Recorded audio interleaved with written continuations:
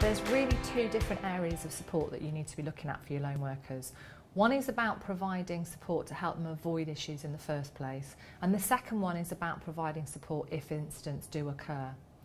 It's not just about managerial support though, it's also about providing practical support to lone workers.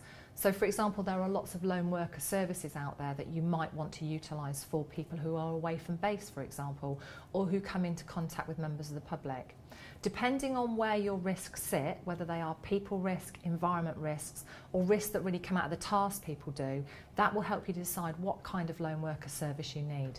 Any lone worker service that you ask a lone worker to use should raise the consciousness of safety.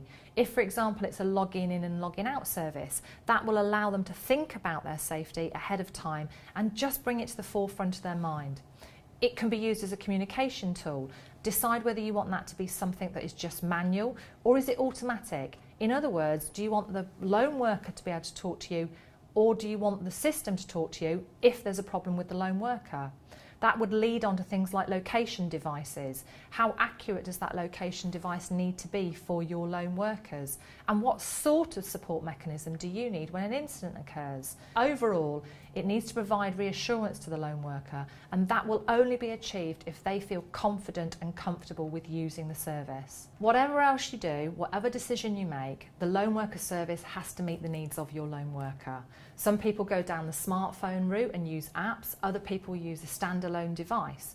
Now that depends on whether you have people risk and whether it's necessary to use a discrete device that's close to hand and easy to use when faced with conflict or not. It's also important to look at the British standards that relate to lone worker services and ask any potential supplier whether they are compliant, audited and certified. This is really important and you should be looking at the information around this. Any lone worker service needs to be linked to your policies, your procedures and embedded in your training to make it really become a part of the way that people work.